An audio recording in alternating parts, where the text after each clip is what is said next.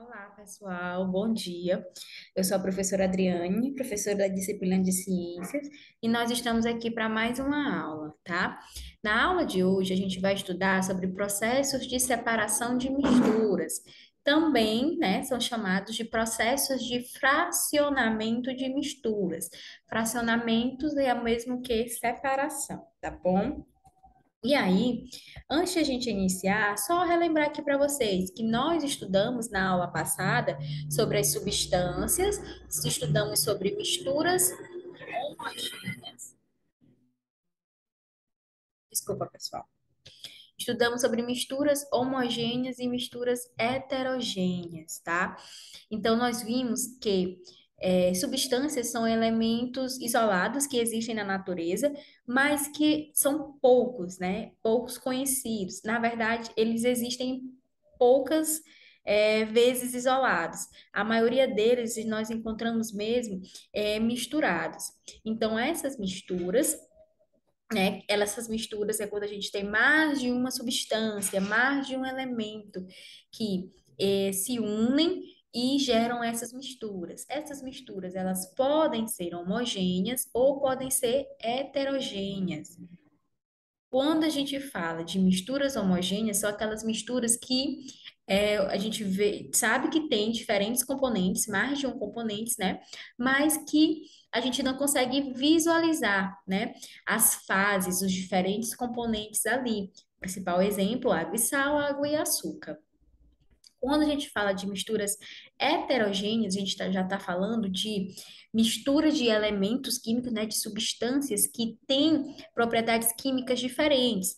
Nas misturas homogêneas, né, a gente não consegue visualizar, né, diferentes fases. Por quê? Porque os componentes dali têm misturas, têm composição químicas semelhantes.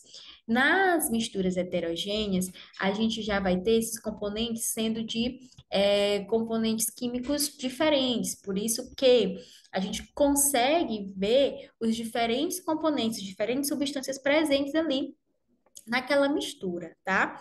Como, por exemplo, principal, a gente tem água e óleo, né? Então, água e óleo, água e areia são elementos, são componentes de diferentes que formam misturas heterogêneas. Bom, como eu falei para vocês no capítulo anterior, né, conhecemos alguns tipos de misturas e seus componentes. Agora, a gente vai saber como que a gente faz para separar esses componentes. Então, vocês podem perguntar, professora, a gente fez a mistura de água com sal, de água com óleo, de água com areia, né? Nós fizemos essas misturas. E agora, se a gente não quiser mais essas misturas, o que que a gente faz, né? Tem como reverter a situação? Então, existe um processo chamado de separação de misturas, né? Então, fracionamento de misturas, que a gente utiliza para fazer a separação dessas misturas, tanto misturas homogêneas quanto misturas heterogêneas, tá bom? E aí, essa separação de mistura, como eu já falei para vocês, ela também é conhecida por fracionamento, pois cada constituinte é uma fração da mistura. São várias as técnicas de fracionamento, mas todas se baseiam nas propriedades dos materiais que formam as misturas. A separação dos componentes das misturas é útil em diversas situações do nosso cotidiano e em muitos setores da sociedade. É o caso, por exemplo, do tratamento da água para consumo humano, em que são separados da água diversos materiais, inclusive poluentes, da separação e do tratamento do lixo, da produção de medicamentos, entre outros processos. Em alguns casos, são necessários vários procedimentos distintos, e não apenas um para conseguir o fracionamento desejado. Então, nós temos tipos de separação, né? Ou então tipos de fracionamento. Quais são eles? Nós temos vários, mas o livro de vocês, ele trouxe apenas estes exemplos, tá bom? Que é a evaporação, decantação, filtração, catação, peneiramento, peneiração, destilação, imantação e centrifugação. A gente vai falar rapidamente sobre cada um deles. Quando a gente fala de evaporação, né, a gente está falando do processo que é usado para a separação de misturas homogêneas do tipo sólido-líquido, visando obter o componente sólido que está dissolvido. Então, a gente tem aqui a salina, né? Os locais onde a gente tem essa produção de sais, certamente esse local eles sim que são encontrados próximos, né, aos mares, porque é onde a gente tem, né, a água com maior concentração de sal.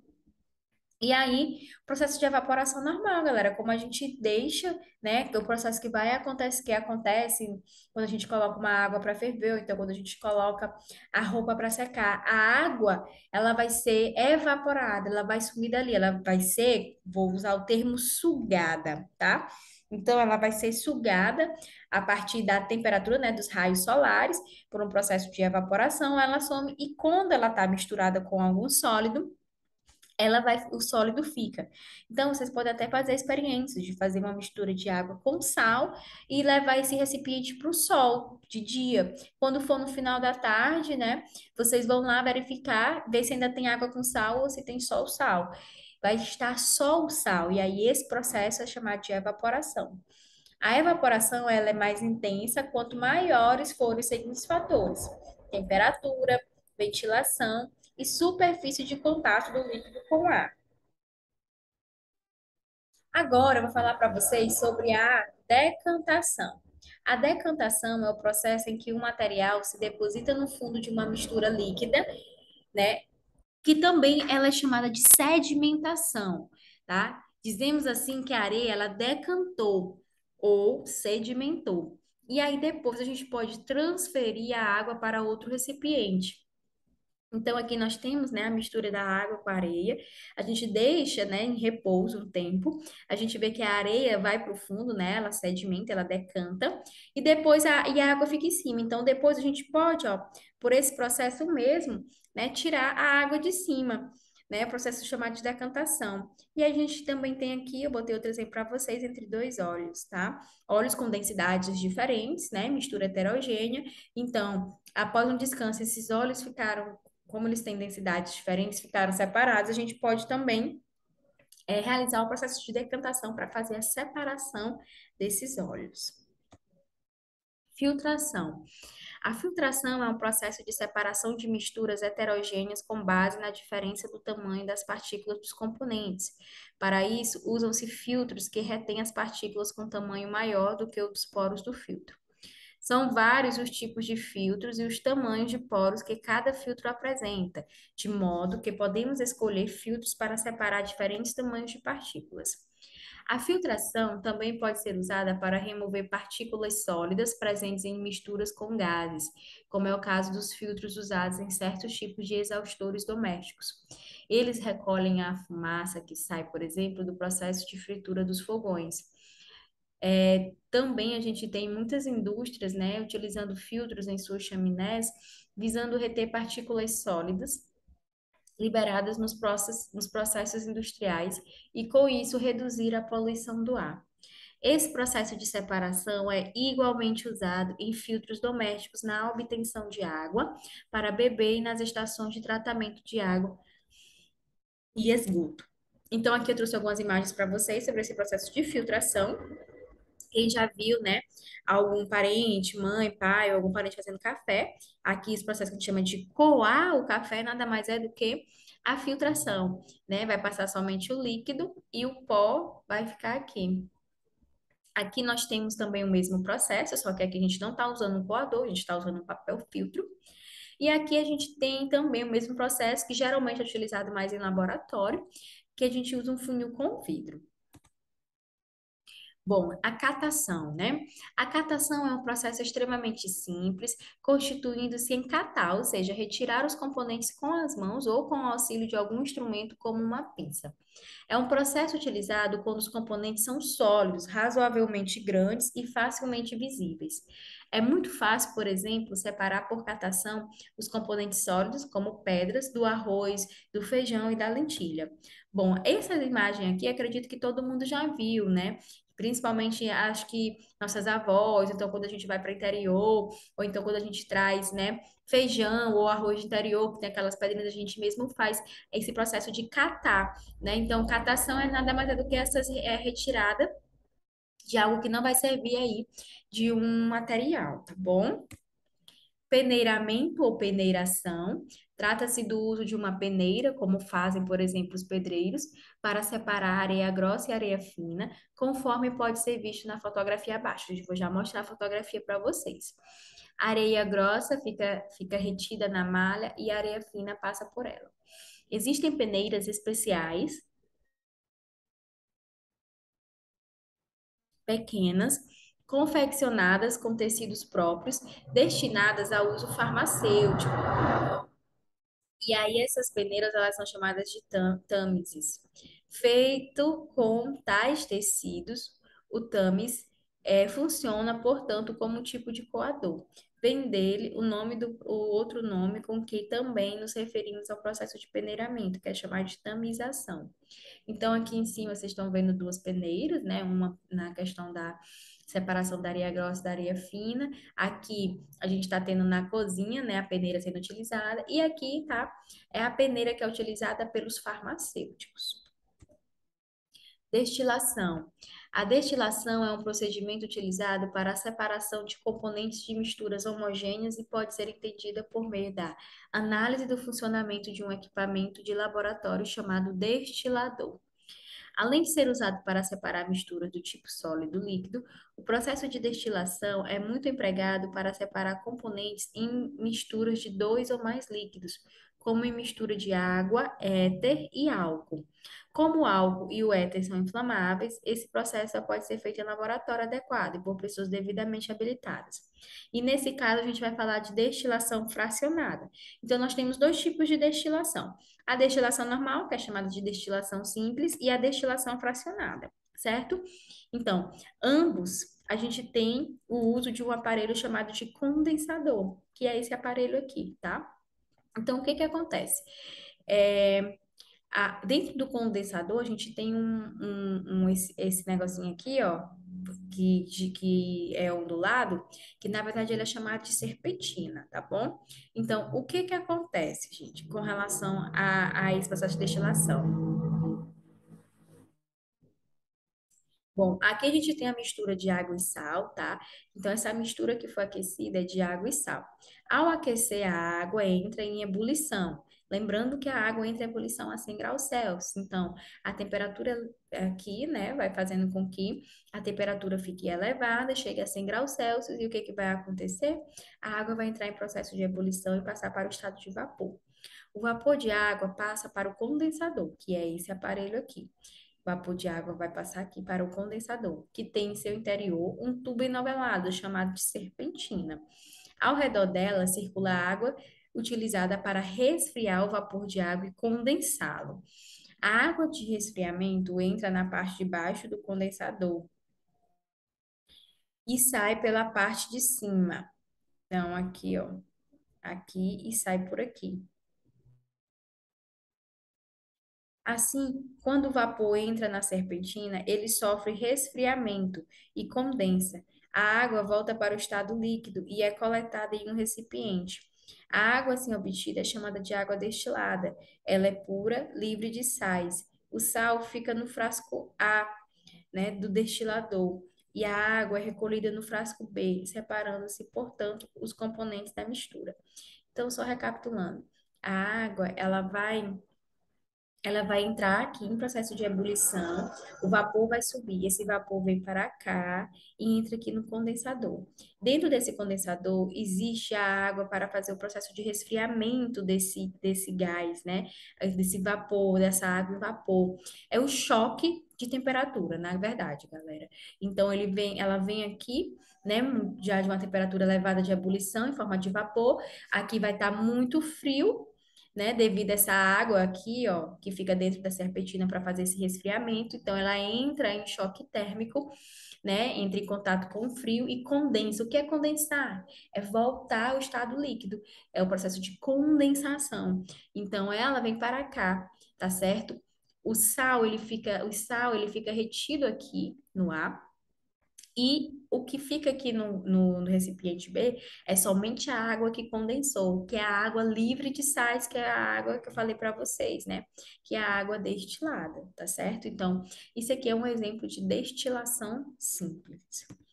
Quando a gente fala de destilação fracionada, né, a gente está falando quando a gente tem, porque aqui nós utilizamos, né, um líquido e um sólido, mas aqui nós estamos na destilação fracionada, a gente vai utilizar mais de dois líquidos, né? Então, essa destilação fracionada é empregada para separar componentes em mistura de dois ou mais líquidos, como uma mistura de água, éter e álcool. Em que se baseia em que se baseia a destilação fracionada? O princípio básico que permite a destilação fracionada é a temperatura de ebulição própria de cada substância. Então, por destilação fracionada, obtém-se, por exemplo, as bebidas alcoólicas destiladas, como o aguardente da cana e de mandioca. Então, o que que acontece? Aqui dentro desse meu, né, eu tenho éter, álcool e água. Cada substância tem o seu ponto de ebulição. Então, o que que vai acontecer? Quando a gente fala, né, de água, éter e álcool, entre esses três, quem tem o menor ponto de ebulição é o éter. E o que que isso significa? Significa dizer que é, o éter é o primeiro que vai entrar em processo de ebulição, vai parar aqui no condensador e vai sofrer o processo de condensação e cair aqui no Erlenmeyer, nesse recipiente. Então, o primeiro que cair aqui vai ser quem? O éter. Então, eu vou saber que o primeiro que cai aqui é o éter. Por quê? Porque eu sei que ele, dentre os que estão aqui misturados, é quem tem o menor ponto de ebulição. Então, o primeiro que cai é ele. Depois, quem é que tem o menor ponto de ebulição, né? Então, o segundo elemento, a segunda substância, né, que cair, eu já vou saber de qual se trata, porque vai ser o segundo menor ponto de ebulição. E assim sucessivamente, até chegar ao último, né, a última substância com o seu ponto de ebulição. Então, aqui nós temos a destilação fracionada. Agora, a imantação ou separação magnética. A imantação é um processo utilizado quando uma substância da mistura é magnética, isto é, quando é atraída por um ímã. É o caso, por exemplo, de uma mistura de limalha de ferro e areia. Basta esparramar a mistura e retirar com um ímã a limalha de ferro. A aplicação dessa propriedade pode ser vista em diversos setores de atividade da sociedade. A separação de sucatas é um exemplo em que um grande ímã é usado para retirar do meio do entulho que é feito de metal. Então, aqui a gente tem dois exemplos, tá? O primeiro exemplo, a gente está falando lá da sucata, e o segundo exemplo, a gente está falando geralmente desses animais que sofrem quando a gente tem um derramamento de petróleo, né? Principalmente as aves, elas sofrem com esse processo porque o corpo, as penas impregnam esse petróleo. E aí elas são levadas para o laboratório, elas são limpas, né? E o restante é feito essa questão da limalha de ferro é passada, tá? Para poder retirar o material que ainda resta. E aí, por último, a gente vai ter a centrifugação.